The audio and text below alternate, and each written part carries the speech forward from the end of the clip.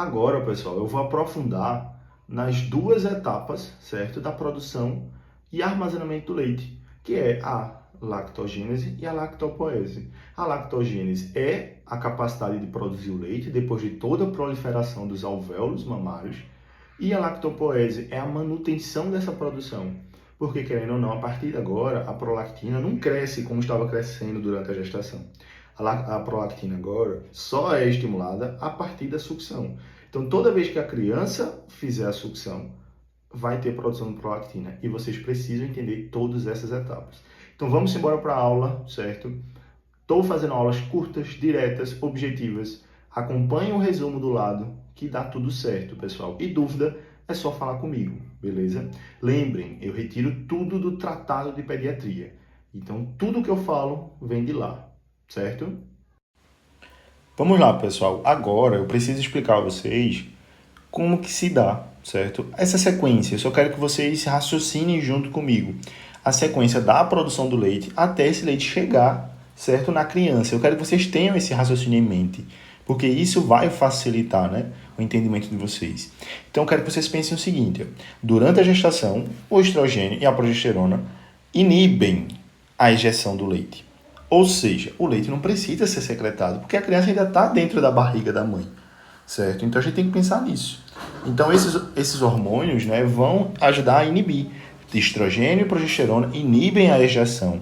Lembrem que é a ocitocina que estimula a ejeção, então é diferente, certo? E aí, durante o parto, esses hormônios vão cair. Por que cai, meu senhor? Porque durante o parto, a criança vai nascer e agora vai precisar do leite. Então não precisa mais do estrogênio e progesterona inibindo essa ejeção do leite, certo? E aí permite agora que a ocitocina cresça. Faça com que a ocitocina tenha as contrações uterinas e, simultaneamente às contrações uterinas, ela vai estimular, certo?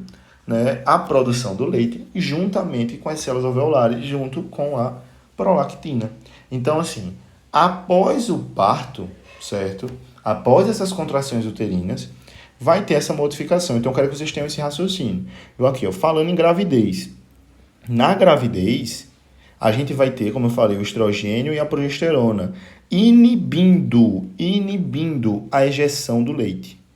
Então, está inibindo também o que? A ocitocina.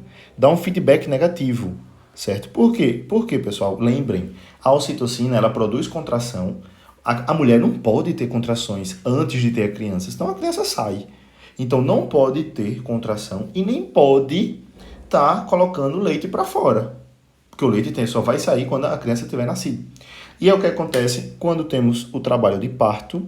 Nós teremos a ocitocina, certo?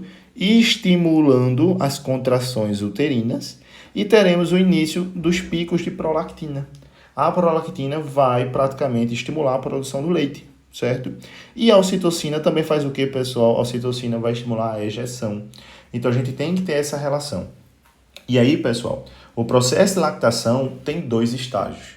Tanto a lactogênese quanto a lactopoese. A lactogênese é a síntese do leite. A lactopoese é a manutenção dessa produção. Porque muda, os picos mudam, certo? O feedback vai mudar. Então, eu quero que vocês tenham esse raciocínio. E falaremos aqui tanto da lactogênese quanto da lactopoese, certo? E aí vamos lá, explicando, né, essa influência hormonal, que a gente já tinha feito o resumo lá em cima, estrogênio e progesterona. Vocês já entenderam. Ocitocina. Após o parto, pessoal, a prolactina agora vai ser liberada de acordo com a sucção da criança. Por isso que não pode deixar a mãe não amamentar, porque às vezes a mãe fala: não, é porque meu filho não está conseguindo fazer a pega correta, meu filho não está conseguindo fazer isso nem aquilo. E aí, não, tem que estimular, temos que ensinar o jeito correto. Então aqui, ó, vejam que o gráfico muda. Antes, a prolactina tinha uma produção que crescia, né? Ó, tá crescendo, porque a mama tá crescendo. Porém, quando nasce a criança, a partir de agora, só vai ter o crescimento quando tiver a amamentação. Então, veja, é como se fosse um gráfico assim. Eu vou refazer esse gráfico da prolactina aqui para vocês entenderem, certo? Ó, durante a gravidez, a prolactina aumenta para estimular o crescimento das mamas também. Agora, nasceu, a criança nasceu. Aí, ó, vamos dizer, nasceu, ela ainda não se amamentou, a prolactina cai lá para baixo. Aí agora, a criança foi se alimentar, ela foi fazer a sucção, aí, puf, prolactina aumenta. Aí parou, desceu. Aí foi mamar de novo, aumenta, desceu. Então vai ficar assim, ó. Toda vez que for amamentar, ela vai crescer. Toda vez que não, ela vai diminuir. Então o gráfico, ele tem essa relação por causa disso, certo? Esses picos a cada amamentação. E aí, pessoal, vocês precisam entender, né, que existem essas duas etapas, certo? Lactogênese, lactopoese. A lactogênese é essa síntese inicial nas células alveolares. Então, as células alveolares vão produzir o leite, vão secretar o leite, certo? Esses alvéolos vão estar organizados em lóbulos, nas células que eu mostrei a vocês. Aí vai para os ductos, então vai ter toda aquela produção inicial. Já a lactopoese é uma fase de manutenção da produção do leite, certo? Então, assim, a gente vai estar fazendo a manutenção do leite. Então, por que, Luciano? Porque é necessário ter essa manutenção. Para quando tiver estimulação, ter leite preparado. Então, assim, isso é muito importante, certo, pessoal? É muito importante debater isso na lactopoese. E aí, essas duas etapas, pessoal, faz com que a gente consiga entender essa sequência, né, de mecanismos de secreção. Aqui a gente consegue ver praticamente as células alveolares, certo? Onde vai estar tendo secreção de imunoglobulinas, saindo aqui um bocado, sais minerais, açúcar, proteínas, os lipídios, tudo vai para o lúmen. Então veja o quanto isso é importante, certo, pessoal? E aí o que é que acontece? Existem vias para fazer isso. E aí são vias simples, pessoal. A exocitose é uma delas. A via de exocitose é onde a gente tem uma exocitose. Vai sair lipídios, vai sair proteínas, vai sair a lactose, por exemplo, carboidratos, açúcares, vão sair pela via extrínseca. Então, essa via aqui de exocitose, a gente chama de via extrínseca, ou via secretora, ela secreta o que, pessoal? Proteínas, açúcares, certo? Existe a via dos lipídios, que é onde forma as gotículas de lipídios, né? Então, as vias dos lipídios secreta lipídios. Temos a via paracelular, aí vai secretar o quê? Água, sais minerais, substâncias como leucócitos, imunoglobulina sai por aqui, certo? E temos também a via de transporte transcelular, que está aqui, ó. Essa via de secreção, pessoal, é uma via muito importante, porque durante a sucção, leucócitos, imunoglobulinas passa entre essas células. E aí entra, certo? Na boca da criança. Então, essa via é fundamental para liberar as imunoglobulinas, certo? Então, existem essas vias. Que vias são essas, não sei o que tu vai falar? Aqui tu acabou de falar, a via de exostose, de transporte, transcelular, de lipídios. É só para falar que existe uma via separada para cada secreção, pessoal, certo? Então, cada secreção tem uma via. E aí, eu preciso que vocês entendam essa sequência que eu coloquei aqui no resumo, que é fundamental. Primeiro, temos a produção do leite nas células. Segundo, o armazenamento do leite nos alvéolos, no lúmen alveolar. Terceiro, teremos as contrações das células, né, que vão estimular, né, essa ejeção do leite. E quem estimula a contração é a ocitocina. Teremos o transporte do leite para os ductos. Depois, a gente vai ter um armazenamento temporário nos seios lactíferos da mama. Depois, a gente vai ter a sucção pela criança, que vai estimular a saída, né? E aí sim teremos a passagem do leite pelo mamilo para a boca da criança, certo? Então aqui a gente explica, né, cada passo desse, certo? Estimulação hormonal pela prolactina, pela ocitocina, produção e armazenamento pelas células alveolares, certo? Os alvéolos que vão fazer essa armazenação. Temos a ejeção do leite, certo? Que vai ser a contração dessas células musculares que tem na mama, a ocitocina que estimula isso. Teremos o transporte pelos ductos, então os ductos lactíferos vão transportar o leite, né, nessa sequência. Teremos o armazenamento temporário pelos seios lactíferos, que são bolsas, né, que apenas armazenam. E por fim, a ejeção quando tiver a sucção, onde tem a passagem pelo mamilo. Por isso, pessoal, que é muito importante revisar a anatomia da mama, certo? É muito importante a gente ver isso aqui, ó.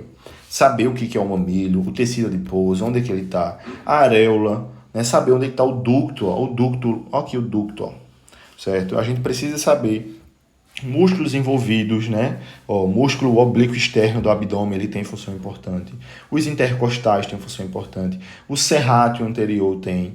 Ligamentos suspensores da mama é muito importante quando tem a contração da prolactina. Então, assim, é importante saber. Ó, lóbulos, os lóbulos aqui, ó. Isso aqui é um lobo. Isso aqui é outro lobo, isso aqui é outro lobo, isso aqui é outro lobo. Então, assim, vocês precisam saber a anatomia mamária. Eu botei essa imagem aqui de propósito, ó. E percebam que tudo desemboca, todos os ductos desembocam na ampola. Ampola é essa que vai chegar no mamilo.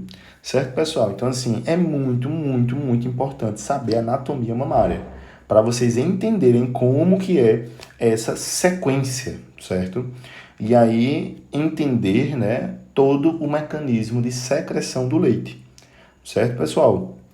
E aqui vocês podem dar uma lidazinha que aqui fala de cada componente, bem em tópicos curtozinhos para vocês entenderem, da anatomia mamária. Eu coloquei mais imagens, né, para mostrar a papila, as glândulas que eu falei para vocês que tem, ó, né? Então, a areola, ok? E aqui uma visão em perfil, certo? Então, assim, é muito, muito importante que vocês entendam todos esses processos. O processo lactopoésico, que eu disse que é a questão da manutenção, eu falei já um pouquinho sobre ele. Então, entendam isso, certo? E aí, para finalizar essa parte, eu preciso que vocês entendam que existe essa sequência, né, que a gente já estava falando. Existe a sucção estimula os dois lados da hipófise. Estimula a prolactina, porque a prolactina vai produzir o leite, e estimula a ocitocina também, porque a ocitocina vai ejetar o leite para fora. Então, existe essa sequência de estimulação toda vez que a criança faz o processo de sucção. Então, a sucção, pessoal, estimula a hipófise, isso é muito importante, certo? E aí, a hipófise, por sua vez, tanto seu lado anterior e posterior, vai estimular hormônios como ocitocina e prolactina. E aí, vai fazer a produção do leite, certo? Então, como a gente estudou, hipófise anterior estimula prolactina, hipófise posterior estimula ocitocina. Não troquem isso, certo? E aí, pessoal, esses dois processos vão ocorrer por estímulos que a gente diz que é estímulos neurohormonais. Ou seja, quanto mais o bebê mama, mais o leite é produzido. Não esqueçam disso, certo? Quanto mais o bebê mama, mais o leite é produzido. E aí a gente tem, né, estímulos que podem fazer para a criança tanto amamentar e o corpo da mulher produzir mais leite. A visão, ela faz isso também. O olfato faz isso também. Escutar o choro de uma criança faz isso também. Fatores de ordem emocional, né, como autoconfiança, motivação, ou também desestimulam, né, o estresse físico, uma ansiedade, insegurança, estimulam, né, desestimulam, né, essa liberação de ocitocina para botar o leite para fora, certo? E aí a gente precisa, né, produzir a prolactina, certo? E ter a ocitocina. Então, assim, é importante saber esses fatores para poder correlacionar com a estimulação da ocitocina, certo? Com a desestimulação dela também. Então, existem estímulos condicionados, como esse, visão, olfato, que vai estimular a ocitocina.